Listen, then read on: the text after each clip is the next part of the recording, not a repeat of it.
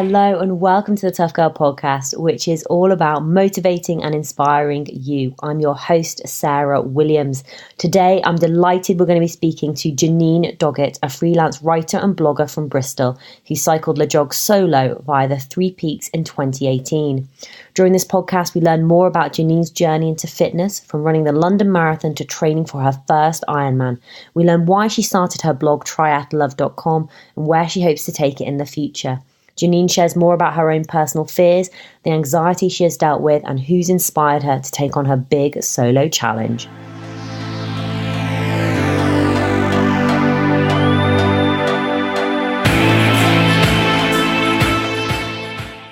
Hi, Janine. Hi. Where are you based at the moment? I'm in Bristol. Oh, do you know, I've spoken to so many incredible women from Bristol at the moment. Every time I speak to someone, I was like, where do you live? They're like, Bristol, Bristol, Bristol. Yeah, it's a great city. Have you always lived there? No, I've only been here 6 years. So before that, I grew up near London and then spent a year in Australia. And then when I came back from there, I moved here. Oh, incredible. It sounds amazing. But Janine, before we start getting into all the amazing challenges and events that you have done, could you just introduce yourself and tell everybody a little bit more about you? Yeah, so I am a writer. So I've spent 15 years working in marketing, and now I'm a full-time freelance copywriter and content person specialising in cycling and triathlon. So I do all kinds of stuff, but I realised a few years ago that my passion was triathlon and cycling. So that's where I focus as much of my work as I can. Oh, fantastic. Were you sporty growing up? No, not at all. I think I've heard a lot of your podcasts and people often have the same background story. And, you know, the classic, I wasn't picked at school for netball. I used to hide in the games room and have, you know, kind of period notes all the time as soon as I could for the games. So I discovered running in my 20s. My housemate was training for the London Marathon. And he used to drag me out around London. And I just remember having a terrible stitch and a red face. But the feeling when I got back was addictive. And that's when I started to run. Oh, I love it. So tell us a little bit more about your running journey then. So I realised quite soon that it was really the feeling when I got back. I just remember feeling fantastic. So it wasn't long before I signed up for my first marathon. I was always inspired by kind of the big stuff. And I signed up for London 2008. Yeah, 2008. And I ran it in 2009 because I ended up injured in training. But that was the beginning of an endurance sport journey, really. And more marathons and doing lots of half marathons. But I always ran on my own. I was never in a club or anything. And when I joined a club, that's when it kind of exploded. What inspired you to join the club? I moved to Bristol and broke up with a boyfriend and thought, I wonder if there'll be any hot men at the club. So so I joined the club and I did meet a boyfriend. I didn't stay with him, but you know, in joining a club, and it wasn't just, you know, I joke, it wasn't just the boy. Aspect. I met a lot of friends, and I still have very close friends now from Southfield Running Club in Bristol, and it was a way to integrate into the city and meet friends, really. No, absolutely, like so proactive, and it's a great thing to do, to actually meet people who've got similar interests and a mindset, want to, you know, enjoy doing the same things that you do. So you obviously really enjoyed running. Why did you decide to make the transition over to triathlon? So again, I hear this quite a lot. I got so into running that I went crazy on running and did too much. And my kind of best and worst moment was when I trained for a half marathon, did a best time I've ever done. So I did a 1:38 half marathon, which was really fast for me, maintaining 7.5 minute miles that long. I was like gobsmacked. And the next day I was so excited that I went out and ran another half marathon on my own. And I didn't stop, and I got plantar fasciitis aggressively in both feet, acutely and very fast. So I remember stepping out and I felt like I had a knife like shoved up my heel, and that would last a year and a half. And I was pretty depressed. I had taken away from me the thing I loved. It was part of my only social group, really. So it was a huge part of my life. So I got a bike on the Cycle to Work scheme. My first road bike, and I really got into swimming. So in the morning, when my club mates were all out doing park run, I'd go to the local pool and then meet them afterwards for breakfast. And I've always had a hankering for doing a triathlon because it always just sounded so cool to me. So it was really just the perfect opportunity to find a silver lining in this horrible injury and focus my efforts on my first triathlon. Oh, fantastic! Now you've got an incredible blog as well. Was the blog the Triathlove? No, Yeah. I'm saying that right, aren't I? Yeah. You're saying it right, yeah. Yeah, Triathlove. Was that because of you starting the triathlon? I mean, how does that link together? So I wanted to do an Ironman, and I've read Chrissie Wellington's book, and that really inspired me to kind of start the journey. And then Chrissie Wellington came to talk at Bristol Cycle Festival, and she left us with a message: pay it forward. And I've never forgotten it. She's so passionate. If you hear Chrissie Wellington talk, she is one of the most passionate, infectious speakers. And I started my blog, and signed up to my Ironman the pretty much the day that I saw her.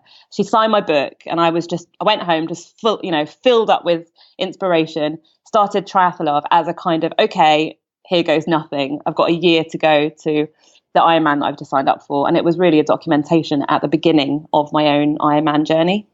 Oh my God. Well, I know everybody's got massive girl crushes on Chrissie Wellington. I've never actually heard her talk, but it's great that, do you know what I think is amazing is that one message has stayed with you: pay it forward. And yeah, that's obviously had this massive impact on your life in terms of what you've gone on to go and do. And it all does have to start somewhere. So take us back to the start of your triathlon journey. I mean, how are you feeling about everything? How are you? Yeah, like you signed up for your first Ironman. That's a huge step. I mean, I can't imagine, what it was like once you hit that submit button. I was absolutely terrified. I remember and excited, and the two things are often, as many of us know, quite closely related. And I remember after signing up, literally doing laps around my office, like as if I'd already done the Ironman. Like it was just, I knew at that point it was going to happen, and that was so exciting for me. But then the fear set in, and I would have literally nights where I, wake up with nightmares. So the kind of a part of my story, which is really important to the Ironman part of it, and how that sort of changed things for me, is that I've always had a very keen sense of fear and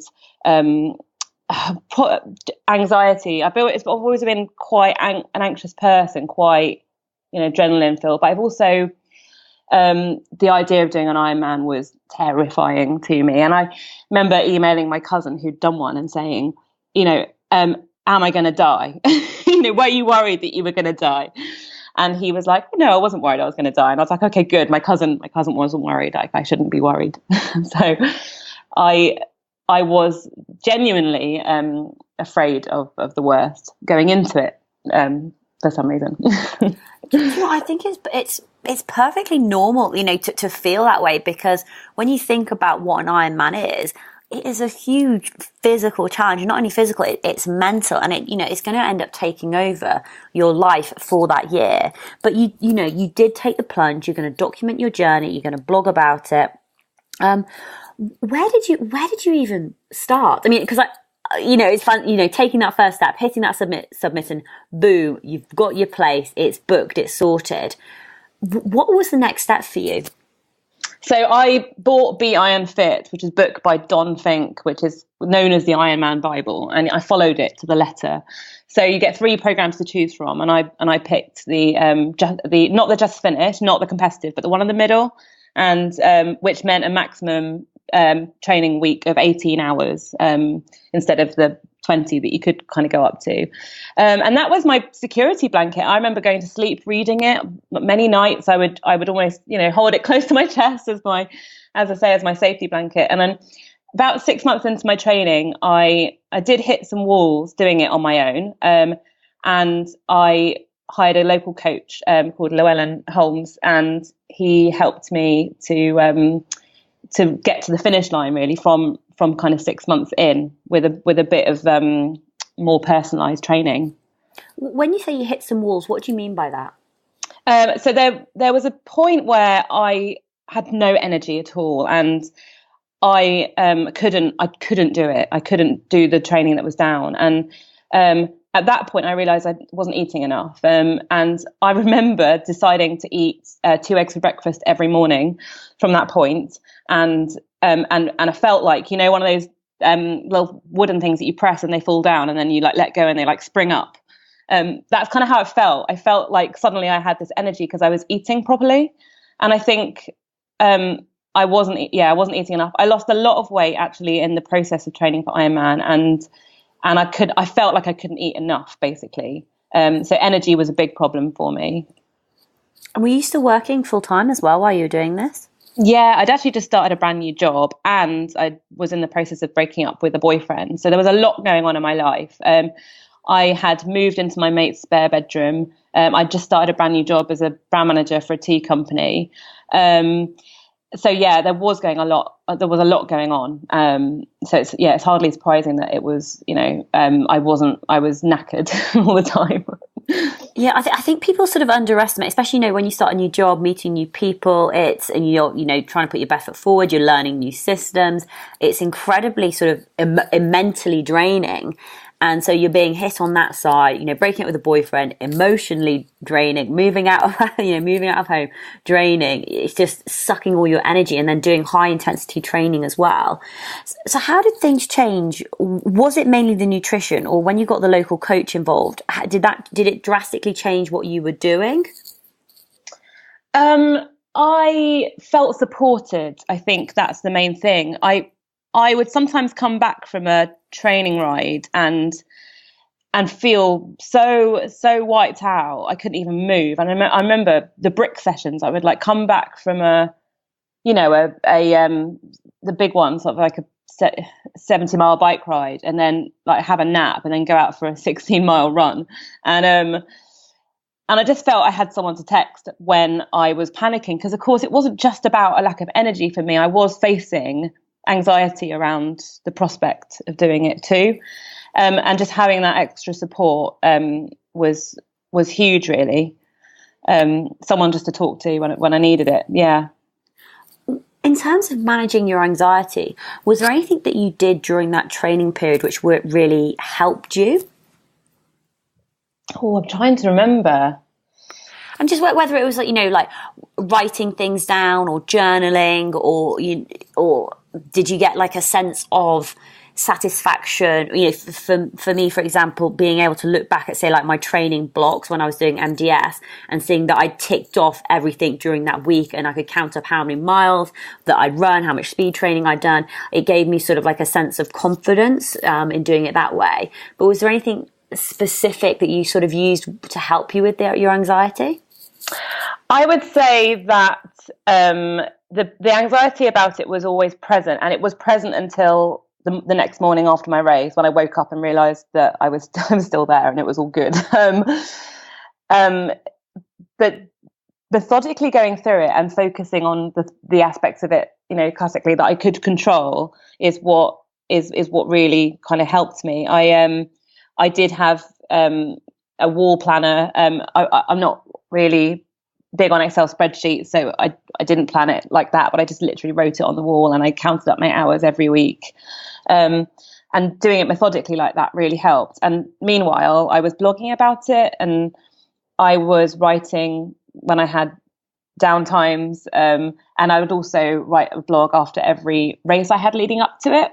And that the races leading up to it were also a huge part of it, because every time I did another one of the races, which I had to do in order to kind of progress to the distance, I would hang the medal up on the wall, and they slowly accumulated. And a few weeks before the Ironman, I was in Lanzarote at Club La Santa, and I was the first lady in one of their mini triathlons. And that was such a huge confidence boost. It was the first time I'd ever, inverted commas, won anything. I mean, it wasn't a big race, but just those landmarks that you get going towards it by simply doing, you put the work in, and as if by magic, you see gains. And towards the end, I was stronger than I had ever been in my life. And I remember taking this photo, and I just had a back like a bag of snakes, as my friend would say. But it's amazing what consistency can do, you know, putting in consistent performance. I mean, I think it's really interesting when you talked about, you know, the different walls that you sort of hit, getting, you know, a local coach involved, the blogging that you've done, you know, feeling supported, still dealing with the anxiety, but also doing these races so that you could see your progression. So you started this in 2014, Ironman 2015. Tell us about the Ironman, which one you did, why you chose it, and what it was like. So I did Ironman Bolton. It was on the 19th of July, 2015, and it rained all day. And my friend and I, a guy in my running club was doing it as well. So I went with him and his wife. And I didn't have anyone there to support me personally. My family offered, but I decided it was best to just do it on my own. And rather than drag them all the way up from Cornwall to Bolton, that's where they're based. And the day itself was such a relief to get started after all of that thinking, all of that worrying. Am I doing the right thing? What on earth am I doing? There's no way I can do this. But I've done the groundwork, and now all I can do is go for it. And that sense of relief, as I remember standing in the queue, we were doing a rolling start into the water, into Pennington Flash. The rain was coming down really heavily, and I just remember a tear rolling down. Just everything that had been built up was here right now, and the sense of relief as I got into the water was, I remember it very keenly, so amazing. And I did a really strong swim, and I had a massive smile on my face as I came out of the water running towards T1. And the rain just increased. It was very cold on the bike, very windy. It rained all day. I did what I would now consider to be a pretty slow bike, almost 8 hours on the bike that day, very hilly. But just ticking off the miles, getting onto that second lap was incredible. There's lots of support, and we went through this tunnel of people cheering, and it just, you know, the hairs just stood up. It just felt like Tour de France moment. And then by the time I got to T2 to rack my bike, I was so disorientated that I took ages to find it. Even though my number was written on me like 12 times, exaggeration, maybe 6 times. I still couldn't find my bike. I still was looking for the wrong number. And I think I was definitely disorientated. I said, I'd never want to see my bike again as I ran into T2. And I remember a load of people laughing at that was what onlookers, laughing in sympathy with me. And then I really chilled out in T2 a bit much. I put on some sun cream. The sun was planning to come out at that point, due to come out. I was like, hey, does anyone want any sun cream? I did a 15-minute transition. But eventually got out onto the run. I did a full change. Mentally, I wanted to change everything I was wearing into a running kit, which if I did it again, I would just go through in one outfit to, save time. And the run was ups and downs, classic second wind, third wind, fourth wind. I wanted to run the whole marathon. And being a runner, I thought, oh, that's the easy bit for me. I'll be able to run a marathon. It was way harder than I could have imagined. And I did hit some walls where I just felt like my legs did not want to move forward. But I still did a marathon, and I think it was about 5 hours. And reaching that finish line was absolutely incredible. But I did take a funny turn afterwards, and I ended up in the hospital tent. Just being, they gave me some paracetamol and stuff. It was nothing serious, but I was shivering quite violently, and I just had it all taken out of me, I guess. And at that point, the elation was kind of replaced with anxiety. Am I going to be okay? What's going on? Yeah. I was going to say, massive congratulations. It's such a huge achievement. I love the transitions. We'll just put on some sunscreen, change your outfit, 15 minutes later. But obviously, crossing the finish line, massive high. Then obviously a little bit fearful ending up in the hospital tent because you had given it your all. When did it sort of finally sink in what you'd achieved, or did it take you long to recover from it? So it didn't take long at all, amazingly. And I put that down to the training doing it by the book and doing it really well. And that's something that I haven't done since, which I think is the Ironman effect. But I will say that it hit me pretty quickly that the next morning I woke up, and because I'd kind of made it through, and I can't underestimate how I felt. I was properly anxious when I was in that tent. I said to the doctor, am I going to die? And the doctor said, yes, you will, but not tonight. Thanks, doctor.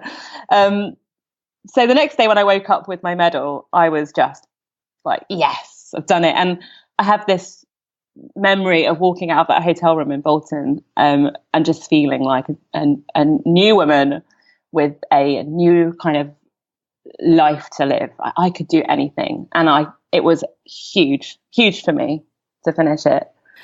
What did you start thinking next? I mean, how soon was it a case of there's been a line drawn in the sand? I suppose now as well, you've completed your Ironman. You've been in your job for maybe a year, hoping that you're over the heartbreak of the breakup with the boyfriend.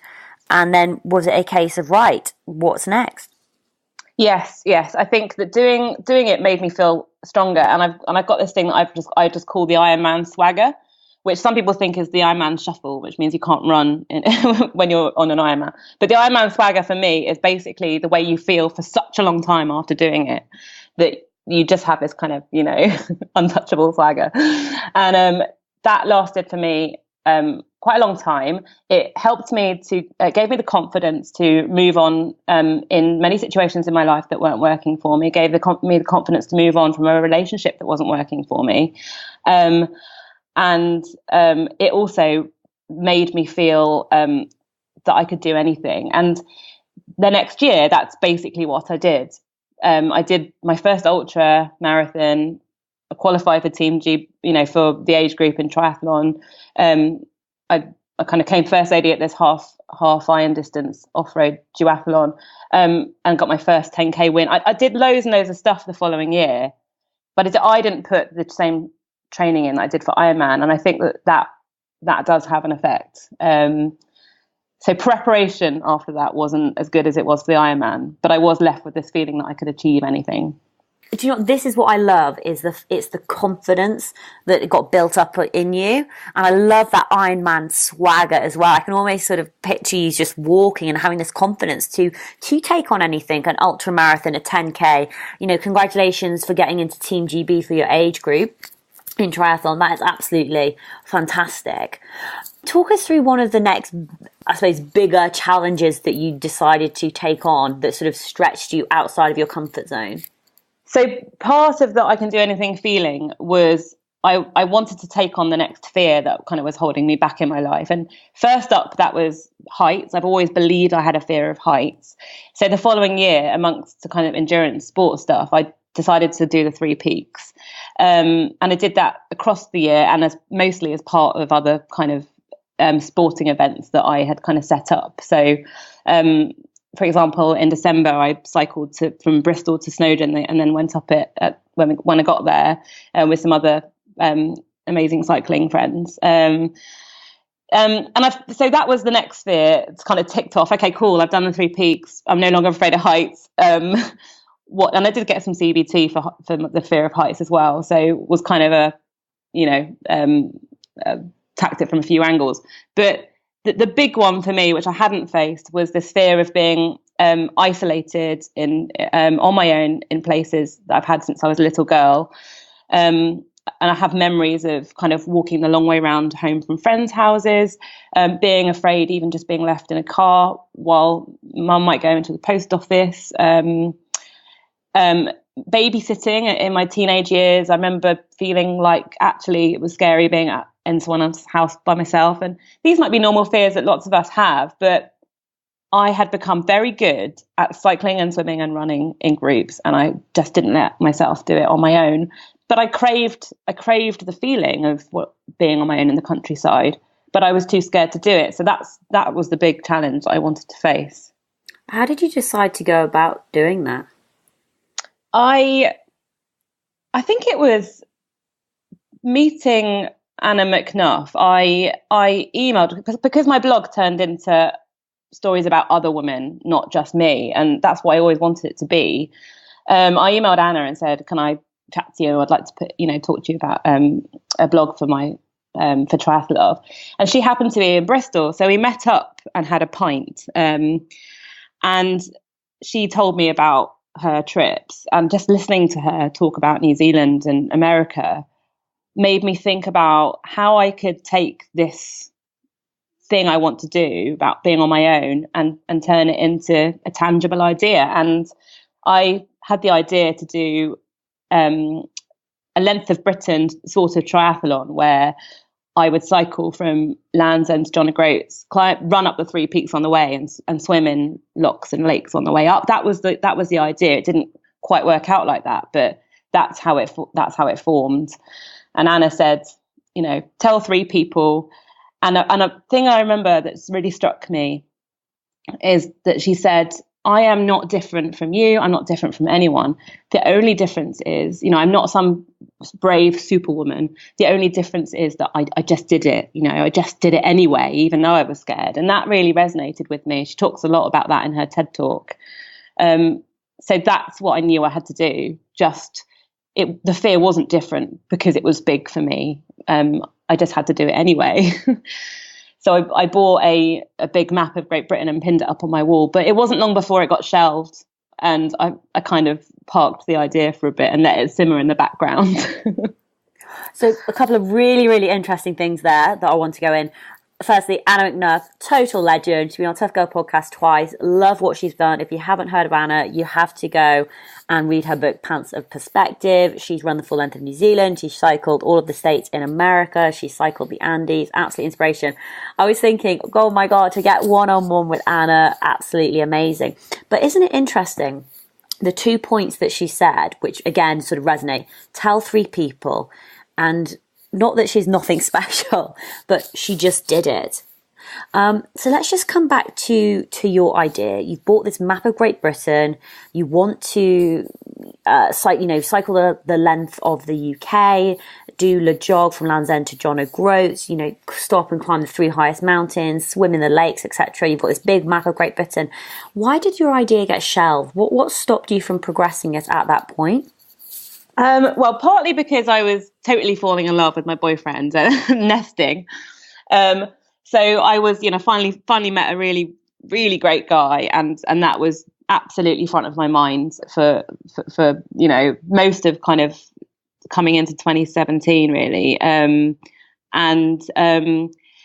also I think it was kind of all too easy for it to just be this idea that, that just it's just a bit of a silly idea, and I'm not really one of those people that can actually do that. And it was just it was just too easy to just kind of, but it was always there, that's the thing. It was always there, because I'm the sort of person that wakes up on New Year's Day and goes, right, what this year, and after Ironman, that really helped me to think about what exciting ventures I could do every year or events.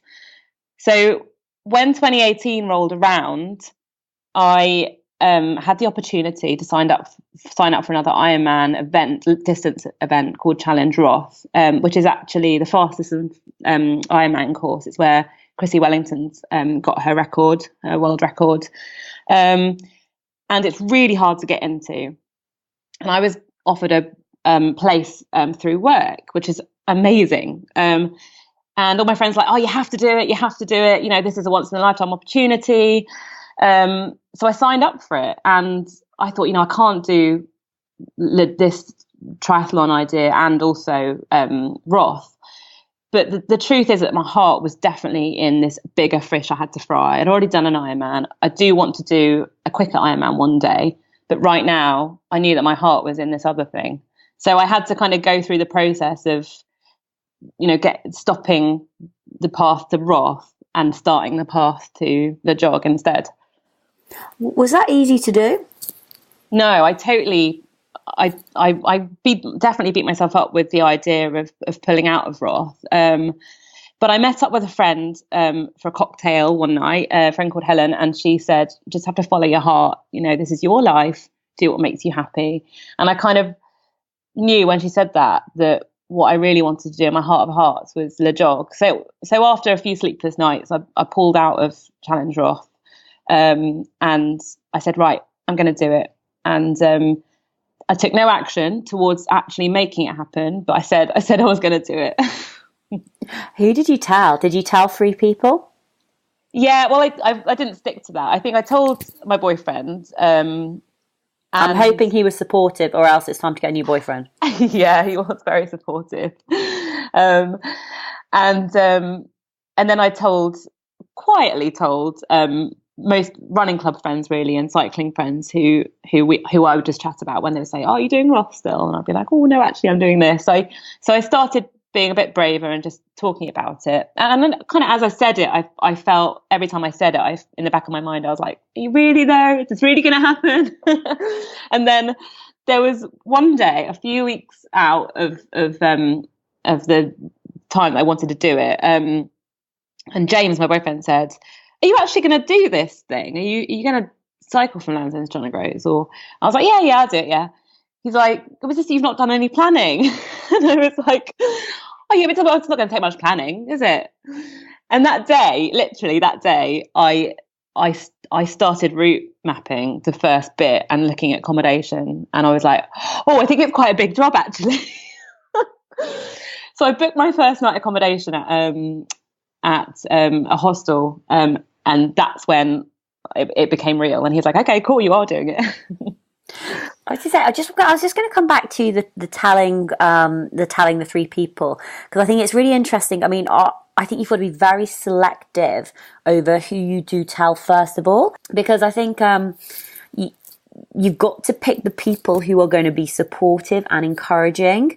And I think, selectively, very clever of you, to pick the people from your tri club who know you, who know what you've accomplished, and will, be able to understand your motivation and your drivers. I know that I'm very, very selective with the individuals that I tell about my ideas for next challenges, because sometimes the idea can be so fragile that it can just be crushed with one word, one look, or one phrase. It's like, oh, you really? Don't you think that's a bit stupid or crazy, or why do you think you can do it? So you started route planning, realized it's quite a big job, but you've got your first night's accommodation booked, which is fantastic. When did you decide that you were going to start the challenge? Did you have a deadline date? So as the idea was kind of simmering away but getting warmer, I think an important point is that I was not enjoying my job, and I was really struggling at work to kind of just get through the days at one point. And I would listen to Tough Girl podcast on my way to work almost every morning. I had an hour's walk to work, and I would listen to it and listen to the stories of people who switched their job, quit their jobs and did something and just did it. And so for me, that was part of it, because my work wouldn't allow me to have 3 weeks off. And I decided it was going to take me 3 weeks to do it, because I was going via the 3 peaks, and I didn't want to put myself massively out of my comfort zone. So that became part of it. And obviously the timings of it became reliant on notice periods and what have you. So it was a big decision, but I quit my job and decided to go freelance again, as I had been before I started working full time again. And so it was earmarked that I would go on the 1st of June, and that it would take me 3 weeks. So that's how I came to that date. Fantastic. Now, one of the interesting things as well is you talked about the reason for doing LEJOG, the challenge with the 3 peaks, was to do it solo, was to get over this anxiety that you had of doing things by yourself. How were you managing that anxiety during this process before you headed off? Not very well. I was it was there the whole time, and I was constantly waking up in the night and honestly feeling like I had taken on something that would be genuinely dangerous, or that, because that's where the fear is coming from. So I was going through the motions of planning it, But as it got closer, I would put little calls for help out, WhatsApp groups. Hey, I'm cycling from here to here on this day. Does anyone want to come? Or does anyone want to do it with me? And more and more, it was just being proven to me that this was the time for me to do it on my own, because there wasn't a lot happening in that regard. So I was terrified, and as it drew closer, and I met someone who showed me how to map using Ride with GPS, and so I plotted the route, and it was 1,109 miles in total, and had a spreadsheet, and had all my accommodation booked. I must say as well that as part of this process, and what your point a minute ago was so right and so interesting, because it hadn't occurred to me that telling people who didn't understand or who were also scared could be detrimental. And so when I did tell more people about it, I did get some negative feedback, and that confirmed all my fears, to the point where I just felt like I was doing the wrong thing. I posted on the Adventure Queens group and got about 100 replies saying, you'll be fine. This isn't your fear, that unless you've got any proof, you haven't got evidence that this is actually, these things that you're worrying about are going to happen to you. You're going to have a great time. You're going to meet amazing people. So it was really going back to the people who did support and did understand that got me to start, really. And probably also people who've done challenges, solo by themselves, whether it's doing LEJOG or running or cycling, and have actually experienced it and gone through something similar. Those are the people that you want to be listening to, instead of people who've never probably undertaken a big physical challenge and stepped outside of their comfort zone. So well done for reaching out. And the Adventure Queens, if you haven't heard about it, is an incredibly supportive Facebook group that Anna McNuff runs with her friend Emma Crompton. I hope that name is right. It's definitely Emma. I can't remember if her surname's Crompton. But again, well worth checking out to get that support and having that place where you can go, because otherwise it can feel very isolating when you want to say, I want to cycle LEJOG and climb the highest mountains in England, Wales and Scotland. So take us back to this journey, to starting out. And did your feelings of anxiety change as you went on? Did you gain in confidence? It was it fluctuated. So I had kind of imagined the moment where my boyfriend would drive off from Land's End and I would just be there so many times. And when as it neared, that was the hardest part. But then as soon as he left and I was on my own, the kind of practical stuff kicked in, and I felt okay. I felt pretty good. And I was kind of immersed in checking the route and eating and drinking and saying hello to people and just getting into a rhythm. So it really was up and down. I think Cornwall and Devon I felt more familiar with, because my parents live in Cornwall, and the isolated country lanes were tough, but I felt okay. And I was able to stop and smile and just be like, okay, I'm here. That's cool. Here I am. It was when I got to Wales that I felt it really kicked in. The isolation kicked in, and it was quite grey in the morning, and there was no one around. And I had this big day ahead of me where I was just going to be all on my own. And I had my first kind of panic attack, really. I wouldn't say actual panic attack, but I felt quite panicky, really. I was crying, and I was, very nervous. And in Builth Wells, and I had to get to Machynlleth that day.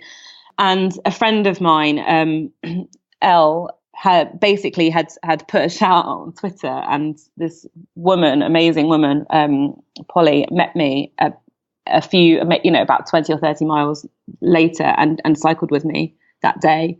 And that was kind of the start of realizing that this adventure wasn't just going to be me and my mind. Other stuff was going to happen too. And I was meeting new people. And so it was definitely ups and downs. In total, I cycled, a couple of hundred, maybe 300 miles actually with other people, and the rest of it on my own. And that was all part of it, really, like meeting these amazing people on the way. looking back now on what you've achieved, what do you think you've learned the most about going on that solo challenge and doing LEJOG? I think that the thing I've learned the most is that just starting is so important. And I gained a lot of confidence and a lot of pride because I just started. It didn't go perfectly to plan.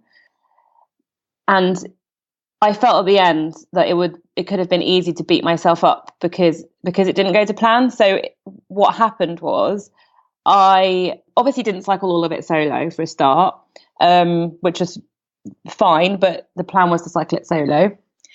And my route mapping wasn't as good as it could have been. And when I got to Scotland, I had a choice between, I had only a choice of an extremely dangerous road, which I couldn't cycle on. It was just uncyclable. So I had to catch a train to get back to a road that was safer. And that took my mileage down from 1,109 to basically like 1,009. So I still hit the 1,000-mile target, but I felt like a fraud, and I felt like it took the shine off. It took the shine off it for me. So I had a lot of thinking around that aspect, and then I realised that the thing I'm not most.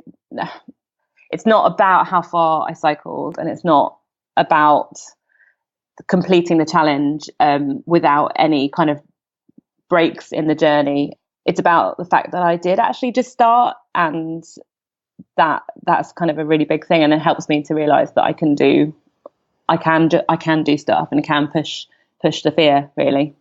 I mean, please do not beat yourself up about that. I mean, the fact is, you were out there, you made an incredibly sensible, mature decision, because sometimes it's not about the challenge at all costs. It's about balancing the risks. And that's what you did. An incredibly dangerous road, or you can catch a train to a safer road. And you 100% made the right decision to do that. And secondly, doing the whole thing solo. The fact is, you did 700 miles solo. Day after day, you were out there by yourself, and it shouldn't take away anything. The fact that you got to ride with people occasionally for 30 miles, like, here and there, or a day here and there, because you still planned it, you still executed it, you still showed up, you still did this challenge, which is absolutely incredible. How did you celebrate when you finished it? I had planned in a few girls coming over to the house to have a few drinks quite late on, just a kind of impromptu. It was my birthday when I got home as well, and having that to look forward to was amazing. And I spoke to a lady on the phone who had done solo LEJOG the year before, called Nikki, and she recommended that I get the Caledonian Sleeper home. And that was the best suggestion ever, because getting the Caledonian Sleeper from Inverness to London was just such a great experience and a really great way to celebrate. I got a little mini bottle of champagne, had it in my cabin. And then when I got home to Bristol, I just felt amazing and surreal, really, being home. And I had some cocktails and really celebrated, and my friends were lovely, and I got congratulations cards and stuff. So I'd love to hear more about your blog, Triathlove, because it's not just a blog about you and your challenges and your journeys that you've been on, but you are sharing loads of stories of other women who are going out there doing incredible challenges. Do you just want to tell us a little bit more about how the blog's evolved? Yeah, absolutely. So my dream for Triathlove has always been, and it's not there yet by any stretch, but it's always been to celebrate women who swim, cycle and run. And much like you're doing, and much like Adventure Queens is doing, I've always had the idea to have kind of a book called The Iron Women, where basically it's like a coffee table book about different women's stories who've done Ironman events, and like how it's sort of changed their lives for the better, or how just about their journey, really. So I interview women to talk about what they've done, and then write it up and pop it on Triathlove. And also, it's a blog for my own. It's a kind of place to keep track of all my own challenges as well. So there's lots of kind of race reports on there and stuff. I've got bigger plans for it to kind of get it going again, really. But at the moment, it's kind of it's been a bit quiet recently, obviously. So how does it work? Are you interviewing? Is it new interviews every month, every week, and how many interviews have you done, or how many different stories are on there? There's lots and lots on there. I don't know exactly how many. Gosh, maybe 40 or something. But there's no regularity to it at the moment, and that's what I need to kind of change and just start putting a bit more structure around it, really. Yeah. Now, I don't want you to play favourites, and I know this is a tough question because I get asked this all the time. But are there any stories or any interviews that you've done that stand out for you, or that has resonated with you personally, or whether it's a word, some event, a story, a challenge that you could share? Oh, when I spoke to Paula Craig, that was incredible. I don't know if you've spoken to her, but she's an age group triathlete who had a life-changing accident when she was training and lost the use of her legs, and then went on to do age group in a wheelchair. And talking to her was incredible. She was so inspiring, and she was just an amazingly inspiring woman. So that one was amazing. And another story that I'll never forget was Emma, who was depressed and had tried to take her own life on multiple occasions. And then she was in the party kind of scene in London. And then when she did her first Ironman, she really said that was a big change for her in her life. And although the path after that wasn't linear, she's still now doing triathlon and loving it. So that was incredible. And the thing about that story is that it meant so much to her to finally tell it. And she shared it on her Facebook, and people for the first time were discovering that she had gone through all of this, and it was a huge thing for her. So that was amazing to share that with her. Absolutely. I think it's really interesting because sometimes people don't necessarily know everyone's backstories and will almost make assumptions. Oh, it's easy for her because of X or Y. I mean, I remember having that with when I spoke with a lady called Rachel Cullen, and everyone was just like, oh, it's just so easy for you. You're such a good runner. When she shared her book, Running for My Life, it was suddenly like everyone was like, whoa, okay, this is the challenges that you've been through, this is the journey that you've been on. It's just absolutely inspiring. I mean, I'm so pleased that you're doing what you're doing, because it's just great to get more stories, more women's stories out there about women who do run, who do bike, who do swim. And it's inspiring because it is, it's all ages, it's all backgrounds, and that's what you want, really. What's next for you? Well, I've been really struggling to write a blog about LEJOG, because the LEJOG blog, right? Sorry, because there's so much to say, and every time I try and write a blog, I end up writing way too much. So I've actually written 25,000 words about it, and I think that's going to turn into a book. And just because I want to just write it all down, I've got so much to write about it. So much stuff happens that, obviously we haven't covered. I think one of the most amazing moments was when someone I'd never met turned up with a support van to support me for 40 miles in Storm Hector, an amazing woman called Rachel, and kind of stuff like that happened that I could never have imagined. So that's while kind of working on my business, that's something else I'm doing on a project, and also doing the Iron Women project, and actually kind of putting the JFDI that I put into starting the cycle ride, and actually putting that into the project. But from a physical perspective, I want to integrate the solo cycling on a smaller way, and then normalize it for myself. Basically, that's the big challenge. It's not a big challenge, if that makes sense. It is a big challenge. Don't you know what I mean? Don't diminish it. It is a big challenge. Yeah. I think it's just about going. Like this weekend, I'd like to go and cycle in Wales on my own, and then take what I've learned from this trip and go and keep doing it, really. And so for the moment, it's not the kind of what next. Cycle across another country, but how can I make this part of my life in a really positive way? And what will be really powerful as well is for you to continue to share that, because there's there's definitely other women out there who are, apprehensive or scared or fearful about doing challenges solo. So actually, you learning this for yourself and, figuring out how to do it or how best for you to do it and to get those tips and tricks can encourage other women to think, okay, right, that's what she did. This is what I can do. Okay, how can I implement that into my life as well? So, yeah, that sounds fun. Do you just want to give a shout out to your blog and where you are on social media? The blog is triathlove.com, and I am Miss Janine Elizabeth on Instagram, and Janine Doggett on Twitter. Fantastic. And I'll make sure I put all of your links to your blog, to your social media at toughgirlchallenges.com so people can come and find you, come and support you, and come and read about all of these incredible women that you are interviewing on your blog. Thank you. Before we go, any final words of wisdom or final words of advice that you want to leave our listeners with? Yeah, I think I feel like if I could start that, then anyone can. So if you've got something that you don't want to do because you're a bit afraid to do it, then challenging that, I think, is really possible, and there's so much to be gained from it.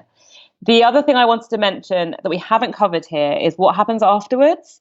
And I did feel a bit depressed when I got back, and I know obviously I had no job to go back to because that was kind of part of what happened. And I'm writing it about it is definitely helping. I do have a kind of excitement about what next, and that doesn't go away. But there is, I think it's quite common to have a big dip after you do a big event. And I'm sure that you'll know about this. I don't know how you've experienced it.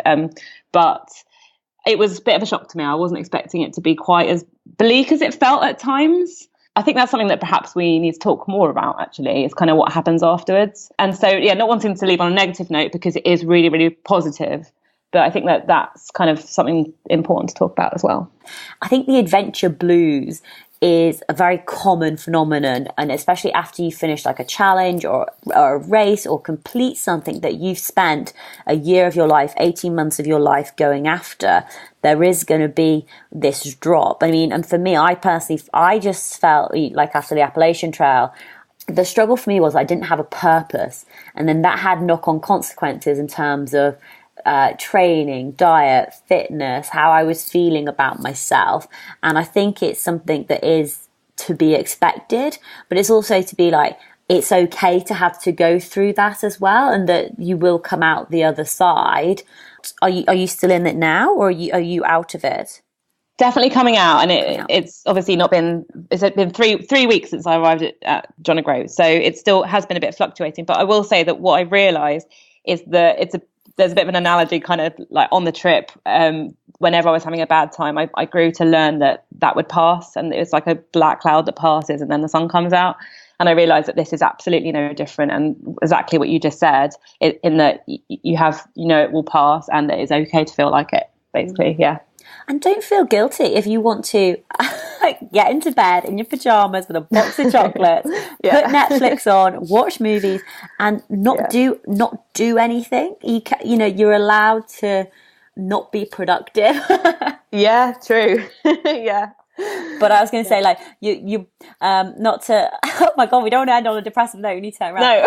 But I was going to say, especially now that you're becoming self-employed, and I know you've been self-employed before, I think that can make it even more challenging, because, I mean, I definitely feel if I'm not working on my business, if I'm not doing something to help Tough Girl Challenges grow and develop and get bigger, it's like, come on, Sarah, you're not where you want to be, and the only person who can change it is you.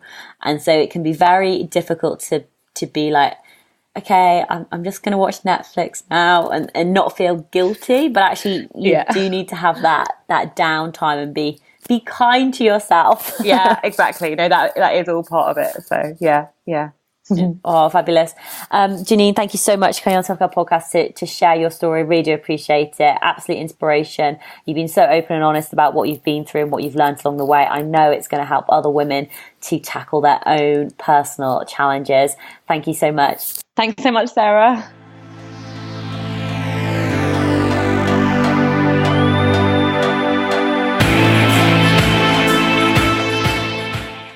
Tribe, I hope that has inspired you to think about your own personal challenge, whether that's going to be running a marathon or taking on an Ironman or doing a solo challenge. And that could be a massive solo challenge like cycling the jog, or it could be going wild camping for the first time.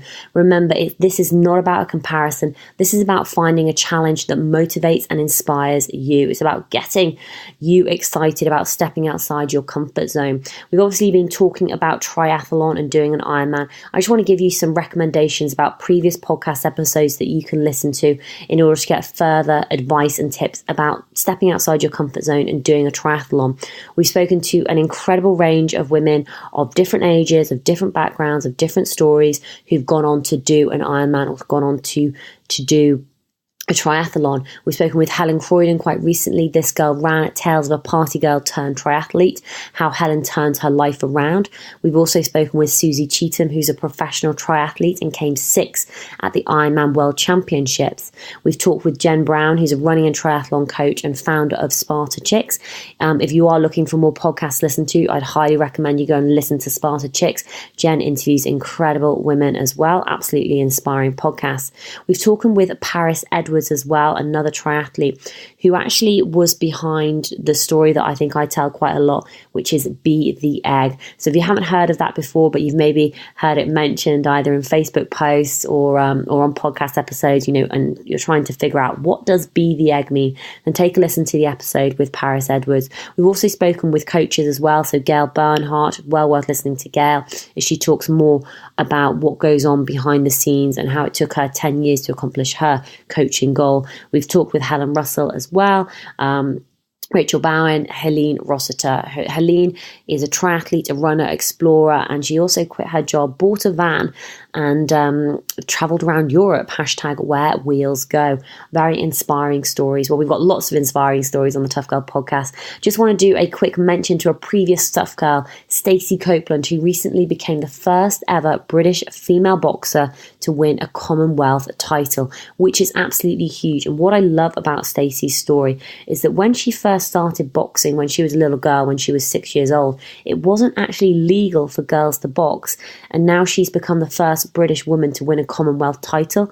It just shows you what you can achieve with hard work when you've got a dream and you go after it with everything you've got. And Stacey has had a number of setbacks from injury, from fights being cancelled, but she has persevered. She's also working on a great initiative as well, which I'm involved in, called #Pave the Way. It's all about motivating and encouraging other girls and women to go into sports and for other women to pave the way for other women coming up behind them. And Stacey is doing that. Absolutely incredible performance. Now, new episodes of the Tough Girl podcast come out every Tuesday at 7 a.m. UK time. And we've got an incredible lineup coming up, from Jane Harris to Katie Parrott to Jessica Hepburn, as well as, who else have I got on there? Sophie Hollingsworth, Larry Davis, Nikki Barnard. So we've got an incredible group of women coming up over the next few weeks. But next week, it's going to be an episode with me. Now, I haven't quite decided if it's going to be a solo episode or if I'm going to be interviewed. But basically, what I'm going to be talking about, I'm going to be talking and sharing more about my next big challenge, which is cycling from Vancouver all the way down to Mexico to Cabo. That's going to be via the Pacific Coast Highway and the Baja Divide. So I'm going to be talking more about the planning and the preparation, how I've planned and prepared for this journey, where I've got the money from, how I've managed to balance the podcast, running Tough Girl challenges, as well as writing my dissertation. So 20,000 words on women, adventure and fear to finish off my master's before I head off. I will be opening it up to any questions that you may have. So if you've got any questions, then please do send me an email, sarah@toughgirlchallenges.com. You can also send me a direct message on Facebook, or contact me on Twitter. I am all over social media, so you should be able to find me. But please do go check out toughgirlchallenges.com, because there you can find more information about me, my backstory, the previous challenges that I've done, from running the Marathon des Sables to through hiking the Appalachian Trail in 100 days. I have written 3 books. I've written a book on Tough Girl Sahara Challenge. I've written another book on climbing Kilimanjaro, and a third book on chalet hosting, providing top tips and information if you want to go off and do a ski season.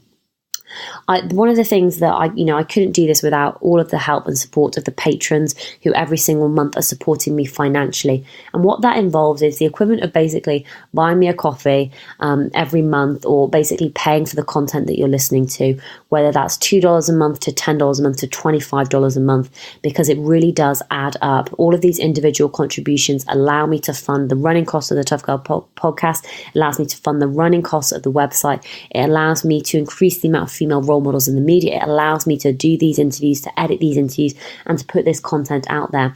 And I honestly couldn't do it without you. And on the website there is actually a dedicated patrons page to every single person who is supporting the Tough Girl podcast. There's over 200 patrons now, which is absolutely incredible. There is a big push, obviously the more patrons I can get, the more I can do in this space, and to be honest, it also manages to take a lot of pressure off me in terms of having to earn money. So I'm not spending my time washing dishes. I'm not spending my time doing interviews for Camp America. I can just invest my time in growing and building Tough Girl challenges for you, the listener, because you are so important to me. And I hope that you get some value from listening to this podcast every week. Please do become a patron. Go and check out patreon.com/Tough Girl podcast. And that's Patreon, patreon.com/Tough Girl podcast. There are links on my Twitter page. There are also links on the website. It makes a huge difference. But thank you again for listening. Have an incredible week. Have an incredible day wherever you are. And I'll be back with you next Tuesday for another awesome episode of the Tough Girl podcast. Take care. Lots of love. Bye.